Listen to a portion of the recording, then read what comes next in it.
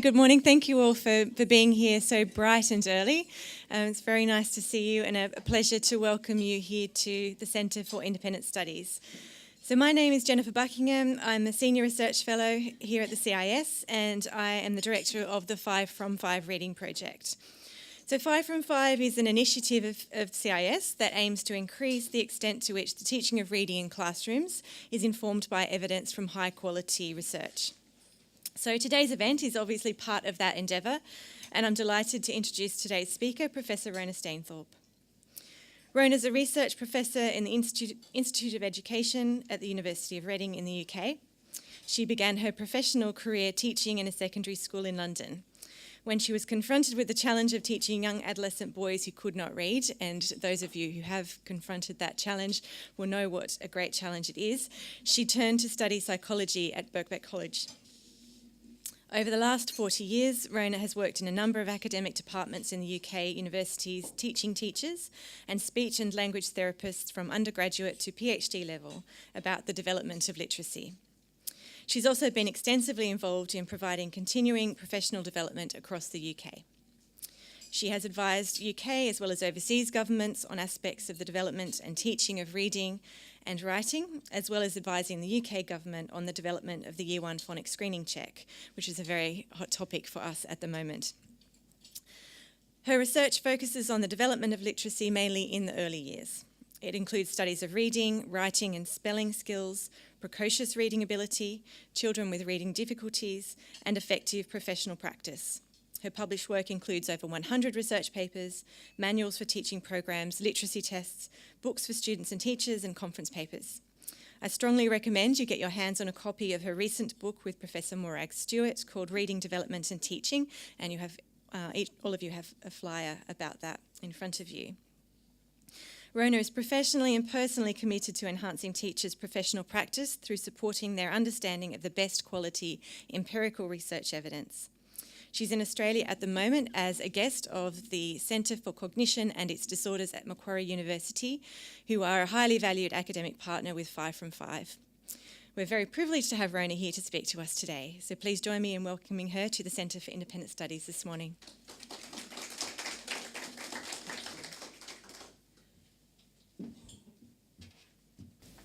Thank you very much.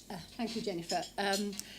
Jennifer and I didn't manage to hook up when she was over in England earlier this year. We did a lot of emailing, but didn't actually... Oh, you need this for recording, don't you? Because you can... Fine, no, okay. I don't like using a microphone. I've got a very loud voice, but don't worry about it. Anyhow... I'm not necessarily going to be talking to you from a position that everybody will find comfortable, but we can all share that as not a problem. Also, I'm coming from an entirely different culture. We might share more or less the same language, we have a same heritage, but we are very different countries. And it is appropriate, therefore, that you do your own thing, you make your own mistakes, we make our own mistakes. And now, yesterday, though, I'm going to get this out before we start on reading, I was absolutely shocked, I have to tell you all, about a development that appears to be about to happen or is happening in Australia. And I think if you let this happen, you are going to go down making some dreadful mistakes in terms of education. And that is the movement towards knocking down walls in primary schools and having open plan schools. I think it is unbelievably outrageous. We have had the data in the UK since the 60s about children being unable to hear at the back of open plan classrooms, about children with hearing loss being even more unable to hear. Even now when we have, auditory loops in classrooms, they still can't hear. And an ex-colleague of mine, Julie Dockrell in London, has all the data on the performance of children in open plan classrooms. If you can't hear in the classroom, performance drops. And Dockrell, Dockrell, very important lady. She's a linguist as well as a psychologist. And I just can't believe that this is likely to happen. You will be doing children such a disservice. And it doesn't matter if you get the teaching of reading fine. If children are sitting in a classroom and they can't hear what you are saying, they will not learn to read. It's just madness. Okay. Political statements over. I'm now going to talk about phonics in teaching reading, essential knowledge for educators. Going through the simple view of reading, word reading processes, teaching phonics, teacher subject knowledge, and whole school approaches. Okay, now, I just want to put this slide in. I just quickly put this in because I think this is an important thing that we all need to consider. And you can see where I'm coming from. Australia is not involved in this.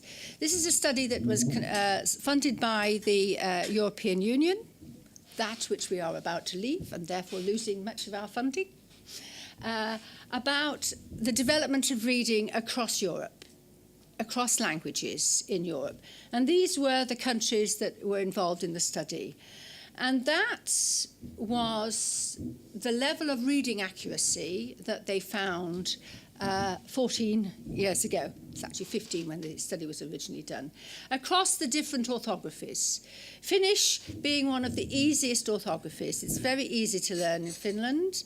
It's also quite a monolingual culture and a very small culture. German, though, Germany has a large multilingual environment, but still Germany and Austria with very easy languages to learn, they're doing very, very well. As you get to the right-hand side, French, Portuguese, Danish, you begin to see the impact of a more challenging writing system. But still, the children, after 1 year of instruction, are not doing too badly. They're getting up to over 70% correct. And this was the children in England at the same period. Their level of achievement was about 30%. If you can only read 30% of the words correctly, you cannot understand any book. You cannot read it independently.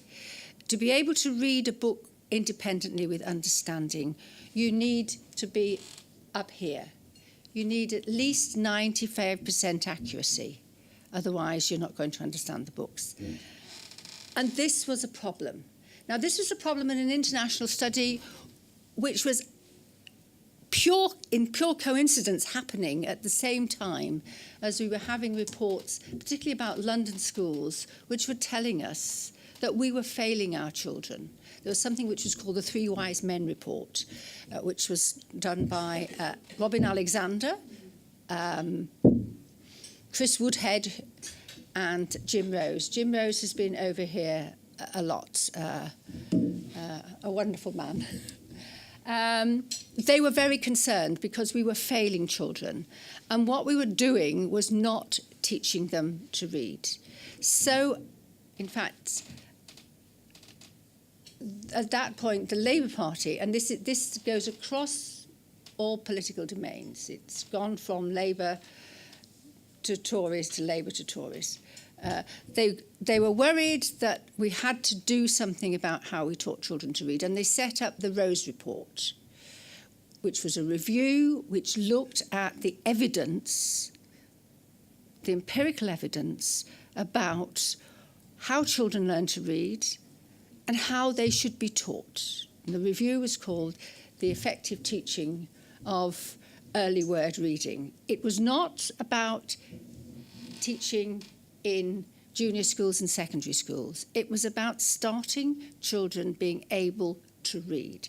And Morag Stewart, who is not here because she doesn't travel, and I were commissioned to review the evidence and write the appendix. And we realised that we had to start providing glossaries for people, because psychologists and researchers in the area use a terminology which we assume is very easy for everybody, and it turns out to be really quite difficult. So within the Rose Review and subsequently in the national curriculums in England, glossaries are provided to ensure that people understand the language which is going to help them learn to teach children to read. And so just for you all, phoneme, which is going to be important for phonics, is the smallest unit of speech sound that changes meaning. So cat, mat, sat, fat, rat all have a different sound at the beginning, so we know that those individual sounds are different phonemes of English. Morphemes are the smallest unit of meaning. Now that's different, because a word may represent one unit of meaning, in which case it's called a monomorphemic word, or it may be affixed, so it has, like in affixed there is affixed with a suffix. Multimorphemic is affixed with a prefix and a suffix. English has lots of affixation, which turns out to be really exciting for teaching children to read, because it expands their vocabulary hugely. And as it happens, all our suffixes and affixes, prefixes, tend to be very easy in terms of the regularity of how they are spelled, which helps. A grapheme is a group of letters that represent one phoneme. The letters have to be parsed together. And that is an issue of English which doesn't happen in many other orthographies. Because of the problem of English not having enough letters for sounds, we create, in the past, some genius has created a system whereby, by parsing letters together, you represent another sound. It makes a challenge for learning to read, because, as you can see with parsed, you have to parse the AR together to represent the R sound. It's not two separate sounds. And the basis of phonics teaching is basically grapheme phoneme correspondences. And if teachers are going to be given professional knowledge, they need to be reading the research evidence, which will tend to talk about grapheme phoneme correspondences, as opposed to teaching letters and sounds. They are the same thing. Okay. Now, prior to the Rose Review in the UK, we had something called the literacy strategy, which presented teachers with what was called a model of reading, which was called the Searchlights model, which said that there are different ways of reading words, and you can bring to the process of reading words different levels of knowledge, which include knowledge about the sounds, knowledge about the meaning, knowledge about the context. Actually, have blotted most of this out of my mind, to be honest. The Searchlights model was not based on any empirical evidence at all. The inspector, Her Majesty's inspector, as part of our system then, who devised the Searchlights model, admitted that he remembered, as a child, watching searchlights over the channel. He lived in Brighton, when the planes were coming over. And if you have, what you had to have was more than one searchlight, because if the searchlights sort of crossed, the plane would be highlighted. And so we had a model of teaching reading which was based on this, that if you bring to bear lots of different processes, you might be able to read the words. It was not a model, it's a beautiful literary description, but it's based on nothing. And what Morag and I had to do was to say, well, what actually is the evidence, and what sort of framework can we provide for teachers in the UK to engage them with how to teach reading? And what we had was the simple view of reading, which in 2006 was already, have I got the title? Oh, I've not got the reference there. It's Goff and Tumner. 1986. It was already 20 years old at that point. I don't think I've got any paper that I've ever written that doesn't reference this, so clearly I was going to get it into the rows of you. They're Americans, but we won't bear them a grudge. What the simple view says is that there are language comprehension processes which you must bring to bear in order to read words, because reading is all about understanding language. That is there. That is what happens if you are a good reader. And in order to read, you have got to bring those processes to bear. And then there are the visual word recognition processes, which are set out like that way, orthogonally, because they are a completely different set of processes, which you have, your brain is set up to function visually as well. And what you do when you learn to read is you recruit the processes for visual processing and apply it to reading words. But you're actually, as it were, subverting what would normally be happening to this very strange activity of reading. So I want to start with language and get us to recognise that it's a defining human characteristic. It's biologically determined, and that's where it happens in the brain. You have a motor cortex, which enables you to chomp away. You have a section which enables you to understand speech, a section which enables you to produce speech, and an auditory cortex, which is hearing speech. That is how our brains are set up. That defines us almost as being human. Everybody who is human speaks, unless they've got profound language difficulties. But you have to be in a literate culture in order to read. It is not a natural thing to do. It is an artificial, manufactured thing to do. And therefore you have to recruit other aspects of brain function to do it.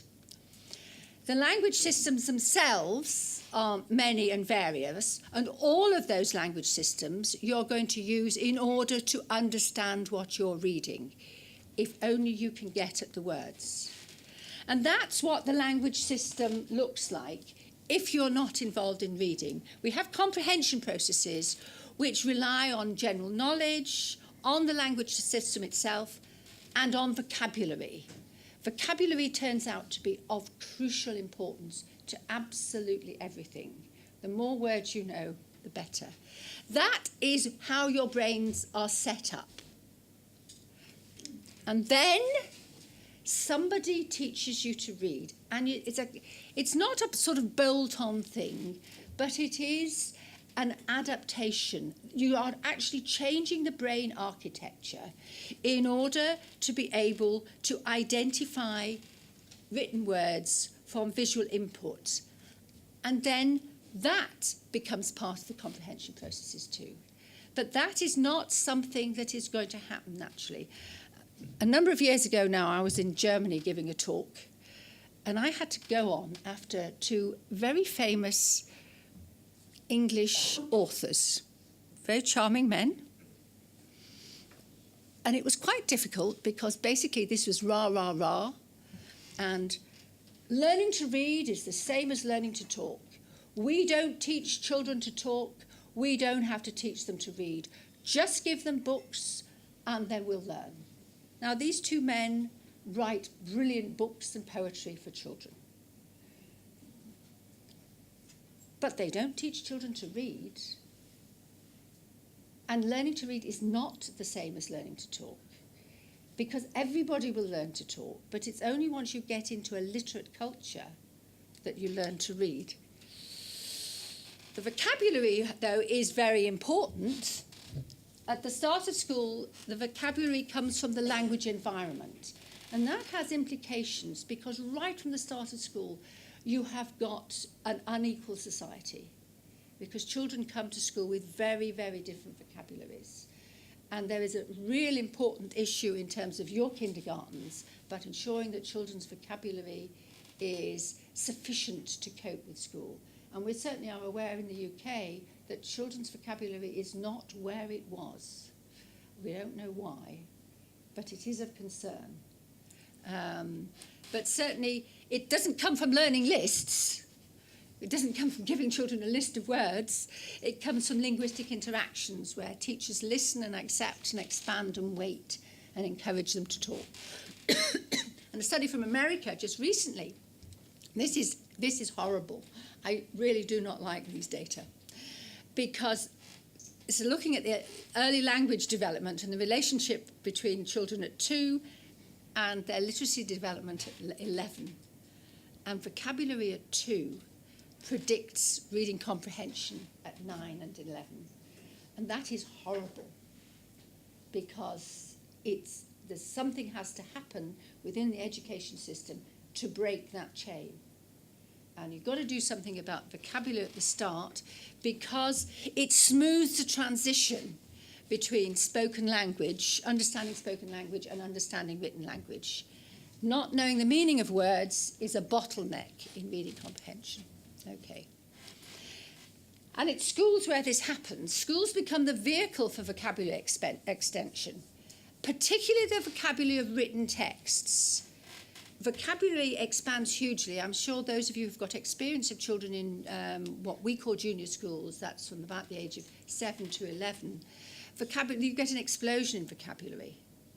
And most of that vocabulary comes to encounters with reading. So you've got to be able to read the books independently, and then you get at the vocabulary. But it's not the same as learning to talk, because we have to teach children to read. And in the beginning, we have to teach them to read the words, because that's what they don't know. They come to school with language well on the way, but they don't know how to get at the language and the squiggles on the page. And so we know that once you can read, there is literally a change in the physical structure of the brain in this area, which is known as the visual word form area. It changes as a result of learning to read. And there are some wonderful studies in America where you can look at adults, undergraduates, learning to read Chinese, because that's a different system, and actually their brains change again as a result of learning Chinese. Physically, the brain becomes different. But of course, you can see how interconnected all that is. So it's not bolt on in that sense. It's just that you have recruited. Sorry, I'm not allowed to move. Okay, so you've recruited the other activities. And then we get, therefore, this. And this is actually what's got the important thing in terms of helping children to read, where we are now. We have to accept that we're teaching children to read in English, which is a very complicated system. We have 26 letters and only 44 sounds and only 26 letters. It's going to be difficult, no question. And we can see that from that cross-language study. It's the vowels, though, that are the problem. Consonants are relatively easy. These are the sounds of the language when they're in, that's p, b, t, d, etc. And that's where you can see it represented in words. Okay. So there we have the 24 consonants, which are relatively easy. But you can't have a word without a vowel. And there we have the problem, because vowel spelling is very difficult, and that's what you've got to teach. And vowels actually are what determine accents. And my ears are not tuned enough. I can't hear differences in Australian accents, but I'm sure you can. I'm sure somebody in Queensland sounds different from somebody in Adelaide, do they? And you have to work. You have to work with children's accents. You can't. Is there what the equivalent of an Oxford English in Australia? Standard Australian English. There's a standard Australian English. You have to be careful that any phonics program doesn't assume that everybody's speaking that. You have to work with the children's accents, otherwise it creates problems. I have an appropriately proper English accent, so I have a bath. But my children, because for their sins were born in the south of England. They have baths. So in terms of teaching phonics, the accent becomes important, and it's the vowels that really determine things. And any teacher has to tune into the children's vowels. When reading, the single vowel letters are not too bad, but the majority of vowel phonemes are represented by 2 or even 3 letters, and they have to be parsed together. And that's a challenge. They have to be taught about that. The grapheme there means a group of letters that are parsed together to represent one phoneme. Those are some nice vowel graphemes, including vowel consonant E, which many of you would have been taught as magic E, if you were taught at all. In England, all children know that is a split vowel digraph, because they know that those are digraphs, and they are taught about that, and they're given the language, they're given the technical language, and they love it. It's professional as far as they're concerned. So my granddaughter loves her split vowel digraphs to the point that she uses them too often in her writing. Then we have these problems where we recruit consonant letters which are not sounded in order to help us basically stretch out vowels. Okay, but you have to learn about that. You can see the problem because it's very slippery. This is not easy to teach. It's not difficult to learn. That's a different matter. But teachers need to have a very extensive professional knowledge about English orthography in order to teach this. They can't just let it slide. There you can see the problem with spelling. I see this as a wonderful thing. I think English is tremendous that you can play with things like this. And it's really great with children, the older children who can do it, because you can always say, go and find me another one. Okay, that doesn't work. Is there another word like that? How is this spelled? I don't know why. Go and find out. And children in the UK now are expected to work on etymology, about the origins of words and looking at the implications of that. They are actually being taught linguistics. They don't know that, but they are. It's great. Because it's a morphophonemic orthography, we also have to spell the affixes. As it happens, in terms of the spelling system, sound and meaning are represented together. The phonemes are represented by the spelling system, but because of historic circumstances, this representation is not always regular or transparent, but it's not too difficult. There we have a regular transparent sentence. A dog sits on a mat. Those are all reasonably transparent. And if you've been taught phonics, you have no problem with that at all. These are not high literature. Okay. We have inconsistent and opaque words. We love to talk of swans who have pretty feathers. I'm not going to even attempt to do that. If I was actually trying to use phonics, it would be were, love, to, talc, off, swans, etc., etc. It's difficult, but it's interesting.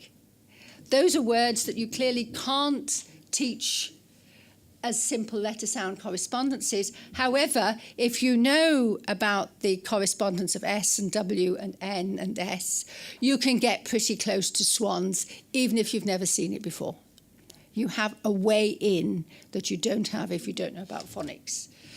And there we have the marvellously bewigged witches transmogrify the oleaginous amphibians into beautiful hominoids with electrifying wizardry. That's what English is like, playing with things like that.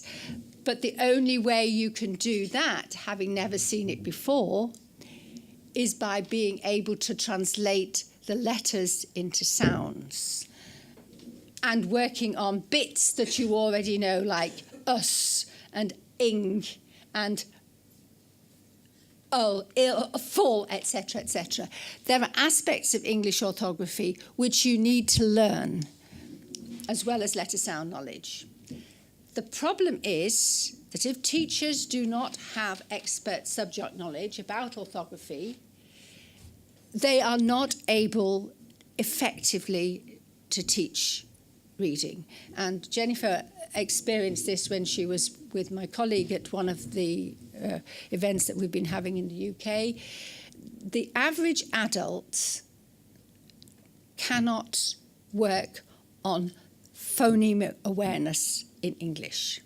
The average adult does not know how many sounds there are in the word taxi. I ask you, how many sounds are there in the word taxi? Somebody prepared to...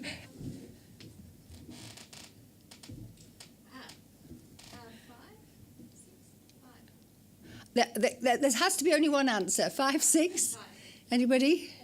4? 5, 6? There are actually 4. There are 4 letters. There are 5 sounds. T, A, K, S, I. Because the letter X stands for 2 sounds. It's unusual, unique in English system. Most adults can't that. What word do you get if you say top, back to front? Reverse the sounds in top. What word do you get? Pot. What word do you get if you reverse the sounds in mix?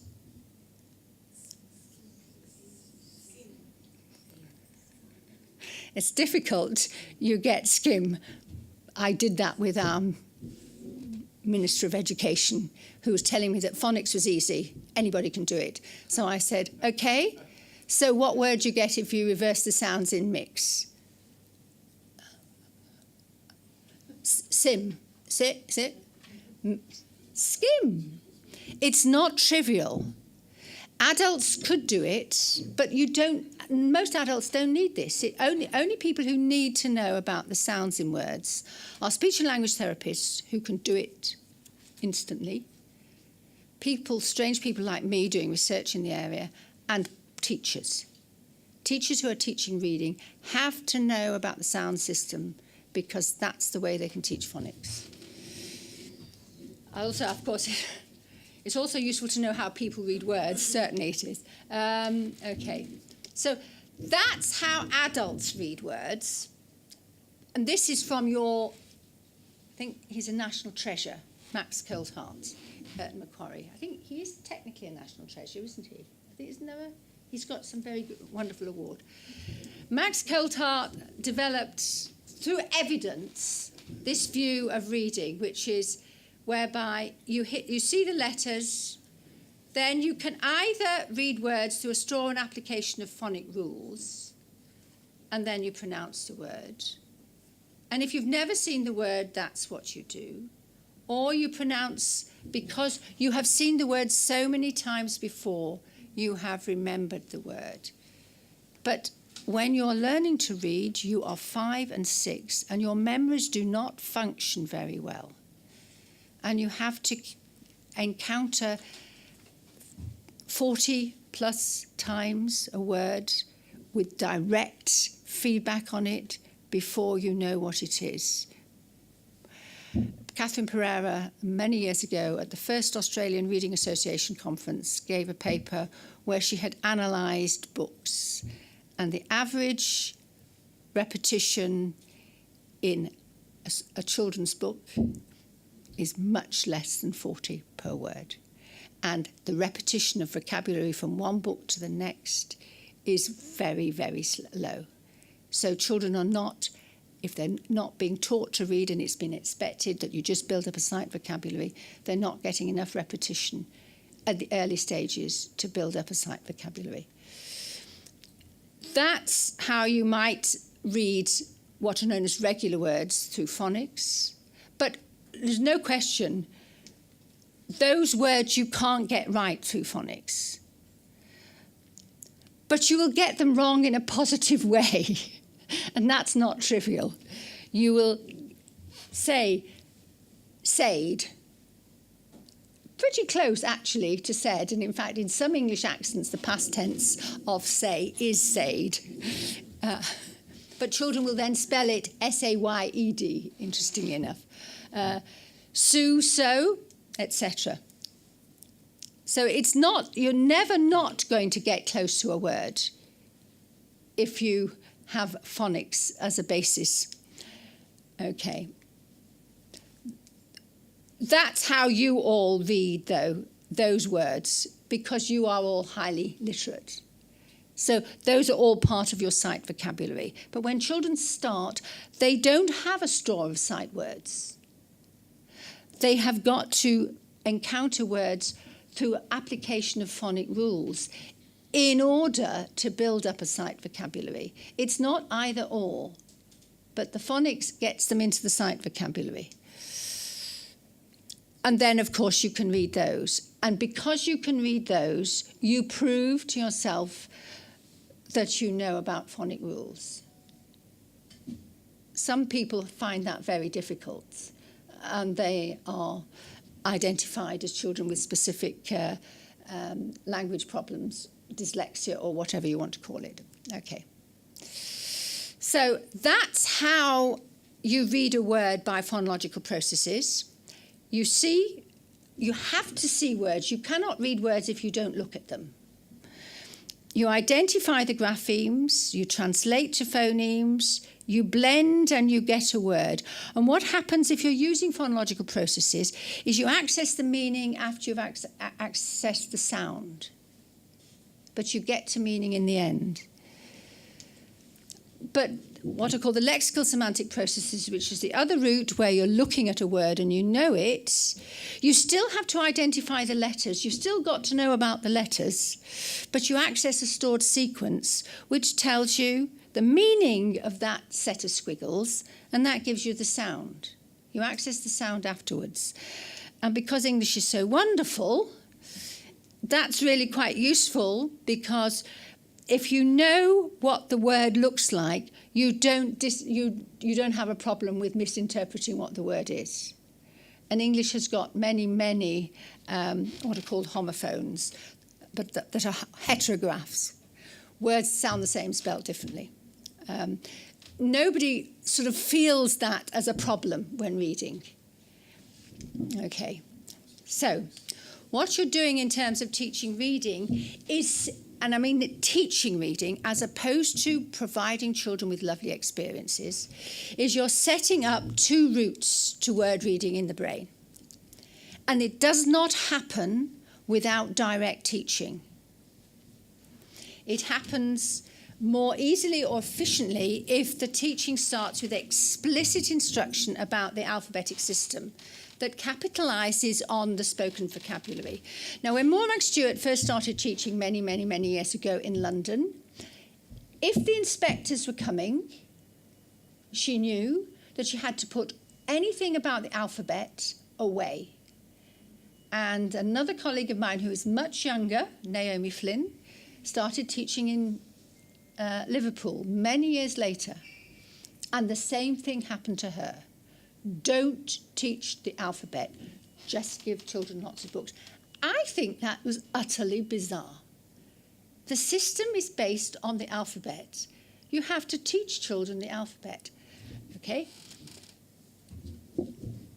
It's more efficient if it starts with explicit instruction about the alphabet and establishes, capitalizes on spoken vocabulary. And that means teaching phonics. There is nothing else about it. Knowledge of the alphabet at the start of reading predicts later success. That's one of the best predictors of later success, other than vocabulary. That's an Australian alphabet. And I have to say, it's really important that you do use Australian stuff. I actually had a very, very good programme developed by Brian Byrne at Newcastle called Sound Foundations, which I used to show people in England. They had beautiful sort of posters with lots of things all starting with the same sound or ending with the same sound. You couldn't use it in England because they had things like goannas for the g and gumboots We don't have gumboots in England. We have Wellingtons, or wellies now.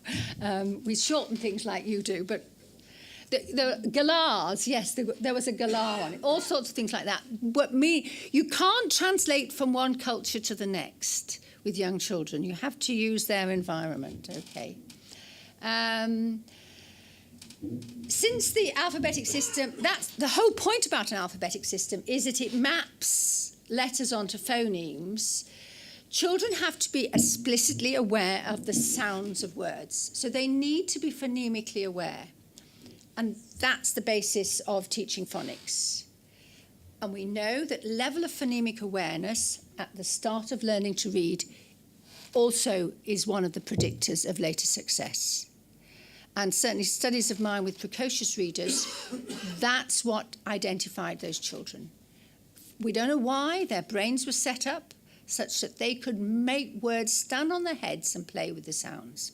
And the control children, who were just as bright in every other respect, did not know what we were talking about. They couldn't do it. Okay? So we've got to teach. The point about phonics is you're teaching children how to read words. We give them a skill, and then that unlocks meaning. It enables them to become independent readers. And then they're on their way to expanding their vocabulary.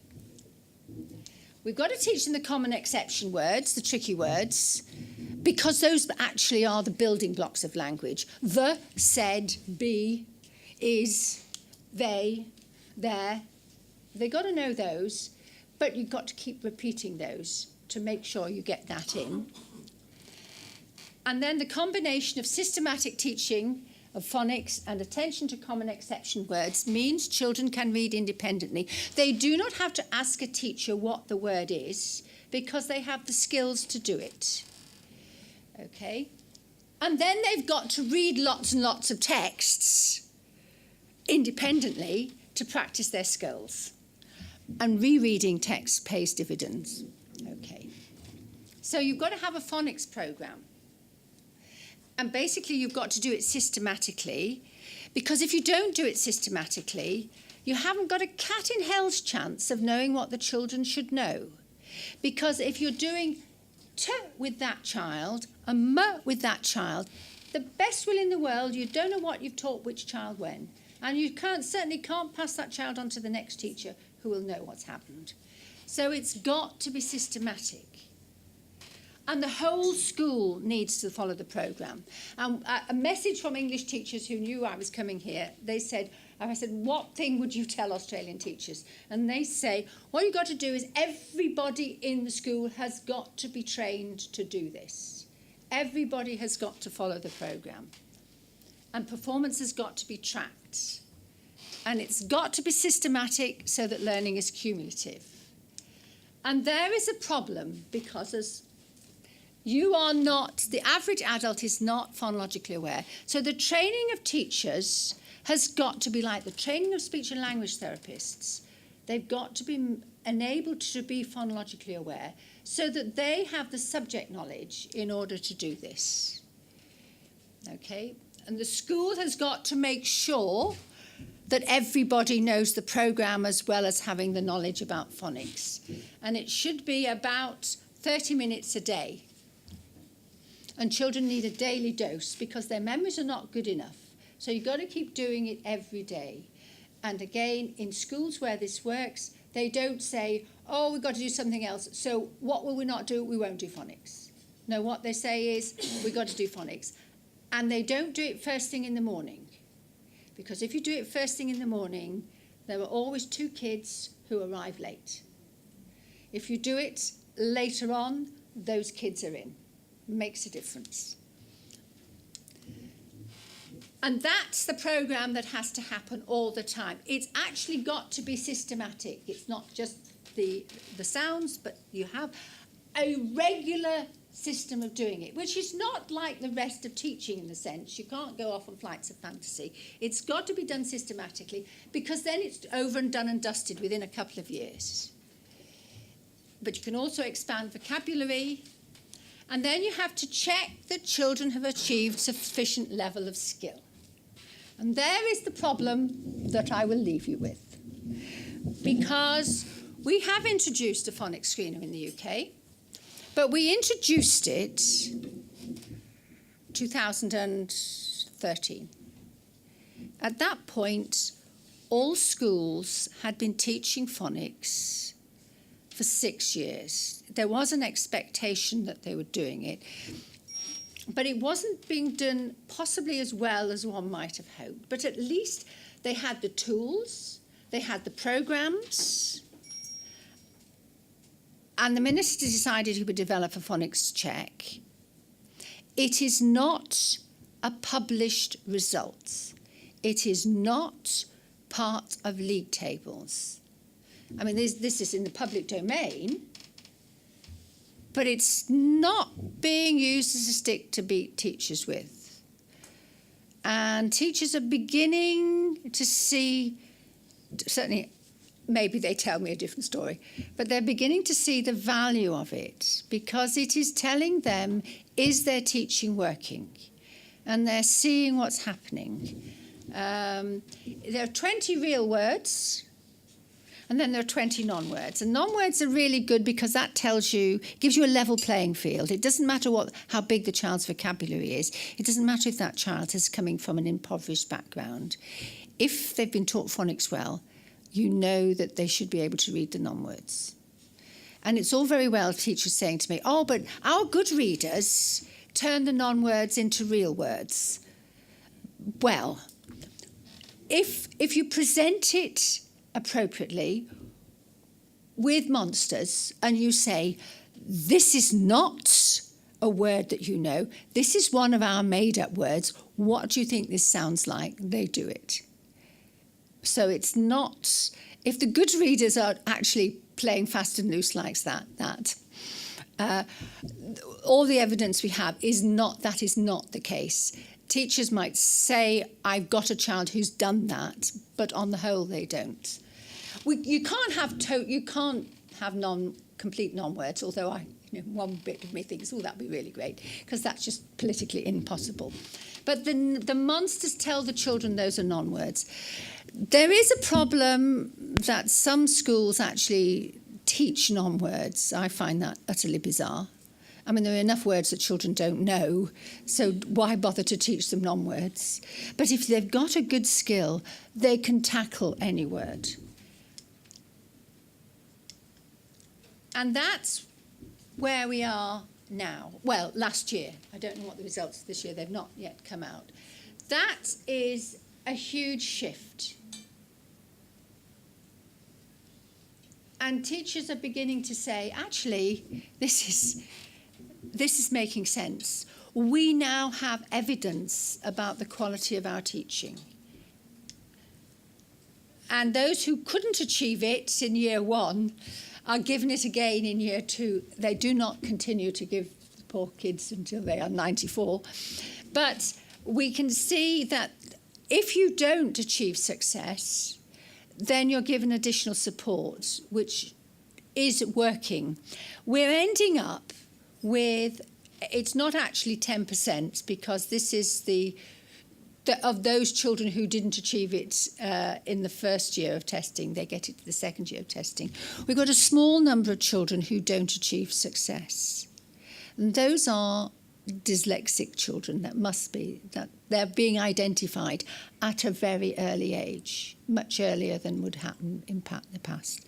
And that's an implication of teaching phonics, because if you teach it well, you know the children who can't do it. And in a way, we didn't know that before. And if you can do that, as far as our national curriculum is concerned, if it works well, you have to do nothing about word reading from about the end of the third or the middle of the fourth year of teaching. And after that, you can spend all your time discussing books, because children are independent word readers. There is a slight problem with that, in that the teachers at the end of junior school are now saying, well, we don't need to know about this because the children are able to read. There are a small number who won't be able to read. Assessment, I think, I'm a psychologist, is very important. but I do not believe it should be a stick to beat teachers with. And I think there are real issues about introducing things that appear to be a stick to beat teachers with. I think one needs to be softly, catchy monkey. But if teachers recognise that this enables them to evaluate their own teaching. But I think we are now in a position, there is too much evidence that tells us we have to teach phonics as the first approach to enabling children to read words. And once that's done, word reading teaching is time limited. Once you can read words, you can read words. Your language development and your vocabulary grows throughout life. But this is one time limited thing. And it should be done and dusted within a sufficient time to enable children to move to secondary school with independent reading skills to be able to tackle the secondary curriculum. Because if you can't read words independently by the time you get to secondary school, you will not make a success of secondary school. Because the secondary teachers, it's not their business. They're subject teachers. And that's what they see. If you can't read the words, you sure as hell can't spell the words. And that's going to impact on your writing. So, stop there.